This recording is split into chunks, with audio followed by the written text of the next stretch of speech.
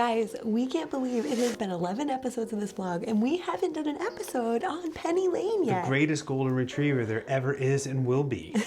So this week we thought we'd tell the story of how we got Penny and just why she's the most amazing dog. We are total dog people, and forever we wanted a dog before we got Penny. And finally we were living in a place that allowed us to have pets, and I thought, I'm gonna surprise Pete with a puppy for his birthday. So that year for my birthday, all I wanted was a mattress. A big boy mattress, a good night's sleep kind of mattress. Yeah, which we were excited about, but I mean, who wouldn't be more excited about a puppy? So I told Pete we were getting a mattress. We're driving to the store. I'm thinking we're gonna pull up to some mattress store. There's gonna be clear signage.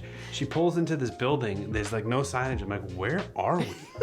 And I'm like, open the glove box. Inside there's a collar, and I was like, we're getting a puppy. Surprise. Don't act surprised, because they don't like you to surprise people with puppies. And we walk inside and we get pick of the litter. He actually got to pick this little girl. Yeah, it was always my, I guess, dream to pick my own dog. When I was a kid, I missed out on it the 2 times my family got a dog. And we've always had Goldens, and I've always wanted to go pick out my own Golden and have my own dog. And we walked into like 15 puppies just running around a room. It was the greatest hour and a half of my life. It was really cool. Just playing with dogs. And this little girl stole our hearts at the first second we saw her. And we decided that this was the one we wanted. And the gentleman told us that this dog will be underfoot for the rest of her life. And he was exactly correct. We left that day, brought her everywhere we went. And since then, 5.5 years, she is glued to my hip. So we knew with getting a dog, we wanted to make sure that it was well trained. And we had all intentions on bringing her to training classes and possibly even, like, as she moved up, going to agility training, because she was a very athletic dog. Yeah, we wanted to do all the things, but initially she was too young for the classes, and so we thought, well, we have to start with ourselves. So we started researching things online. We learned a lot about dog training and dog psychology, and so we just started with little things that we felt like we could do on our own. And then actually by the time she was old enough to go to class, she could do all the things that they were going to teach her at class. Yeah, we didn't really need class. She was already more advanced than that. And so it was really cool to learn about how dogs think, react, and how their habits are created. So we spent a lot of time with her molding these habits early on so that we could ensure that we had the best dog ever. Yeah, and we are by no means like dog training experts at all, but we just thought, you know, these are some things that we did, and people all the time like comment on how awesome PennyLane is, and we know it because she's the best, but we figured why not share a little bit about what we did to, you know, kind of help train her to be the best dog ever. Initially, one thing that we definitely knew when we had her as a puppy is we didn't want a dog that like begged for food. It was something that always frustrated us about dogs, and so we just wanted to make sure that our dog didn't do that. And so little things that we did to make sure that didn't happen was we never, ever gave her people food. Never, not Never. once, not one time. Even food that has fallen on the floor by accident, we don't let the dog get it. Early on when she was a puppy, we were very vigilant about cleaning the floor, picking up messes, keeping her away from it, because we knew once they get that first taste, that's what their craving is going to go to. So we were very cognizant of that and made sure that she didn't have any people food whatsoever. Yeah, and we only feed her, you know, twice a day at the same time. We put her food out just for that time, and so she would eat right away. And so food was, you know, very succinct time for her, and she would get excited to eat her meal, but didn't get excited when we ate at all. Something else we did that actually I think you started was whenever we would sit down to eat, she wouldn't really know what to do, right? Because as we said earlier, she's always underfoot. So she wasn't sure what to do when we were eating. We didn't want her around. So Pete would tell her, go get a bone. Go get a bone. Go chew your bone. So for the longest time, and even now, we used to make her sit in a different room. She would get her bone, go into the next room and chew her bone while we ate meals. Nowadays, because we know that she's not going to eat anything, she'll just grab her bone and lay under my chair. And the other thing about food is we only give her dog treats and kibble. And when we were training her tricks and training her to do things as a puppy, we actually used her kibble as the treat. Yeah. And that ensures that your dog will eat its dinner, because if you introduce other types of food and too many fancy treats, the dog won't want to eat its food, and next thing you know, you're adding like meat and broth and gravy to their food to try to get them to eat. But if you utilize their own food as the treat and the incentive, then they'll definitely eat their meal. Now we also give her little milk bones, like the little ones. I buy a 25-pound box at the beginning of the year. It lasts me the entire year, and that's her treat. Yeah. You can just pop her 1 or 2 after she goes to the bathroom or does some tricks, and she absolutely loves them. And the other thing that's really cool is, so everybody told us when we had a baby that this was going to change. And I know our baby is still young, there's still time, but so far, even when Lacey drops food on the floor, Penny doesn't actually go for it. Doesn't even look at it. Not doesn't at even all. flinch, doesn't even sniff it, nothing. She doesn't care. Yeah, in fact, there's been several times where I have found stuck food on the floor because the dog just left it there and it dried up. It is a lot at the beginning just to be vigilant about it, but everything at the beginning of a puppy is very crucial.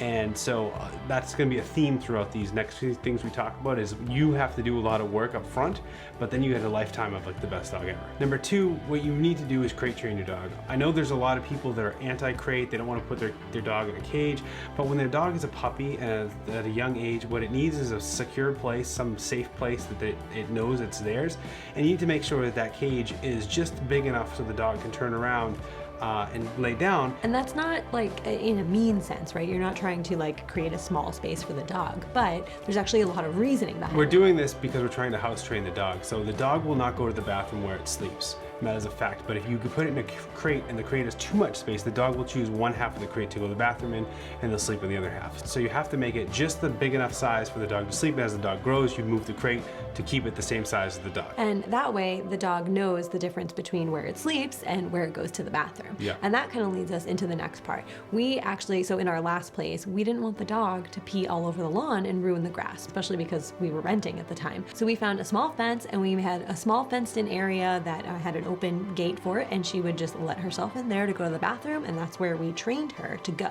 And by trained her, I mean literally every single time she went to the bathroom, we walked her out there, we brought her in, and we told her to go pee or go poops, and then we brought her back in. This was a ton of work at the beginning. Yeah, for the first few months, it was like rain, sleet, snow, cold, you're going out there, and you're like, why am I doing this? But since then, we have moved, and we've moved her pee spot about 4 or 5 times, and now there's no cage, but she knows exactly where to go. We just open her front door, she runs down the walkway, down the driveway, and goes to the bathroom, down the hill, and then comes back all on her own because we trained her those first few months. Everything the dog does that's positive, you give it a reward and do your best to not say no, just encourage the right behavior. Yeah, and that actually kind of leads us into the next thing is that we are really big on only positive reinforcement, right? So we learned in the dog psychology that we were reading that like no doesn't really give the dog something to do, right? The dog needs an actionable command. So instead of saying no, early on something that we taught her was leave it, so that she knew, that wasn't something she could have. And then we actually extended that a little bit to not for puppies. Yeah, it started with like, that's not for puppies, and then eventually not for puppies. So she would go up sniff something and say, not for puppies, and she just leave it alone. Not for puppies has actually proved really helpful. Every time that we give like Lacey a toy, a stuffed animal that looks very similar to Penny's toys, we just say not for puppies, and Penny knows just to completely leave that alone. Right. And this is something we taught her back when she was a puppy. So every puppy, especially retrievers, but a lot of puppies are mouthy because they're teething. And so much like a baby, you need to give it a teeth or something to chew on. And a lot of puppies get themselves in trouble because they chew on things they're not supposed to, like furniture and shoes and things like that. And what you need to do is, number one, you need to gate your puppy so there's nothing in that immediate area that they can actually chew on that they're not supposed to. And number two, when your puppy is acting really mouthy, what you need to do is put a toy in its mouth immediately, every time. So sometimes puppies are notorious for starting to bite you, bite your face, they get all nippy. Every single time we would just put one of her own toys in her mouth.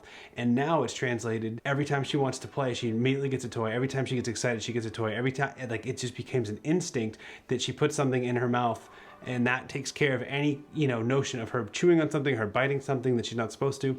And that's even further translated that she has never put anything in her mouth that we have not handed to her and said, this is yours. Pete and I will leave and there might be food on the counter, or just the trash is out, like anything. We can leave anything out. We don't think about it at all. And we'll leave the house and we come back and, nothing. There's nothing to worry about. Never once. Ever. And even now with Lacey, Lacey's toys crinkle, squeak, and have bells just like Penny's toys. They're like almost exactly the same. Exactly the same. And Penny will not touch Lacey's toys at all. Even if I tried to put one in her mouth after it's already been Lacey's. Even if Lacey tries to put it in her mouth. The other day, actually, Lacey had a snack of hers that she tried to give to Penny, and Penny turned her face away from food that the baby was giving her. Yeah. So once we knew we had an awesome and well-behaved dog, we wanted to get into some of the more fun tricks. Yeah.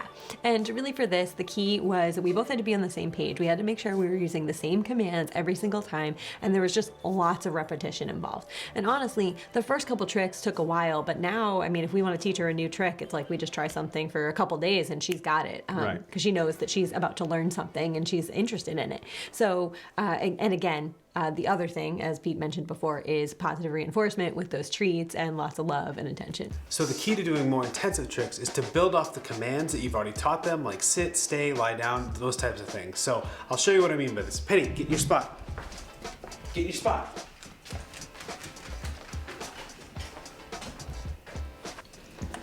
So one super helpful thing we did was teach her to go to a place where she will sit and she knows that she's about to do a trick or learn something and get a treat for. We've designated this corner of the carpet as her spot. Every time we are about to leave, we tell her to go get in her spot. Every time we're gonna do a trick, we say go get in your spot. First things first, utilize the commands that she already knows and build off them. So I taught Penny to wave bye-bye by simply utilizing the fact that she could already shake, good girl.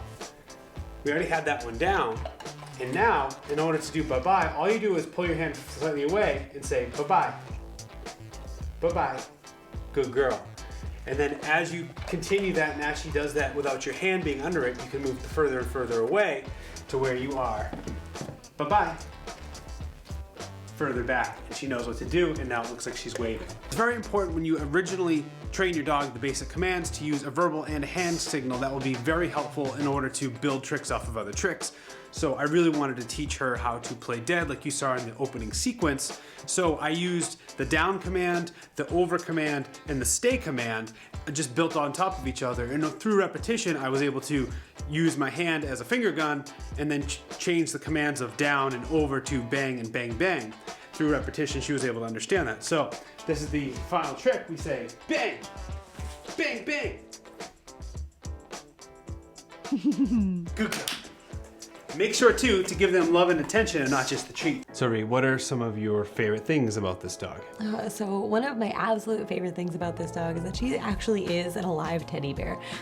This puppy sleeps not only on our bed every night, but like with us, cuddled under the covers, head on my pillow. In fact, I often wake up many mornings with her wrapped around my head, stealing my pillow. And it is one of my favorite things. I've always wanted a dog that cuddled like that. Yeah. And she's the best. So everything we read when we were reading about training was saying don't let your dog sleep with you, but I immediately said we're not going to listen to that because we got this dog for this specific reason to cuddle with us, and it has been the best decision ever. So one of my favorite things that she does is we play hide and seek with her.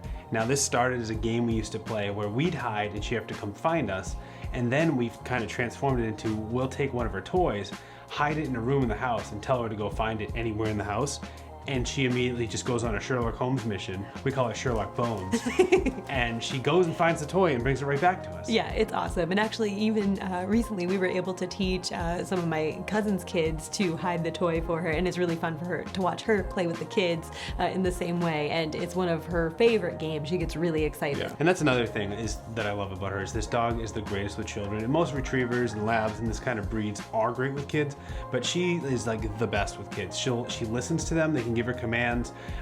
She'll play with them with her toys. And although she's not getting all the attention she used to and she's a little bit jealous, I think she's really warming up to Lacey. They play a lot together and they can just see like the bond creating. It's like the best. It is the best. I mean, when we first came home with her, Penny was right with us the whole time. She was incredibly sweet. And we just kept telling her, don't worry. I know that you're not getting all the attention you're used to, but this is going to be your best friend. And it's very clear that Lacey absolutely loves Penny and she loves her as well. And it's all warm fuzzies. Yeah, all the feels. Another thing I absolutely love about Penny is that she is totally a photographer's dog. So, I mean, since she was a puppy, we've been putting her in cute little outfits, putting hats on her head, making her pose for pictures. Well, she grew up, our first 2 years were our photo studio downtown, so yeah, it makes sense. She was in a million photos all the time, and she also was really good at balancing things on her nose. In fact, one time we balanced a treat on her nose, and she flipped it up, and I filmed it and put it on Instagram, and it actually went viral. She had, I don't know, like 50,000 views or something.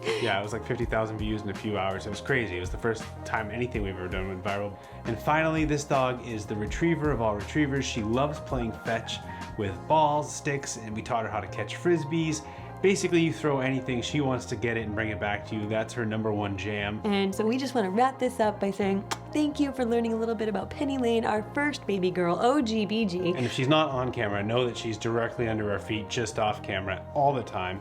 And if you want to see more of her, you can follow her on Instagram, @PennyLaneGolden is her handle, and you can see what all the fun puppy things she's doing. And guys, thank you so much for joining us this week. If you like this video, go ahead and give it a thumbs up. Be sure to subscribe, and don't forget to hit the bell so you get notified when we post new videos. This little puppy's going to sleep. We'll see you guys next week.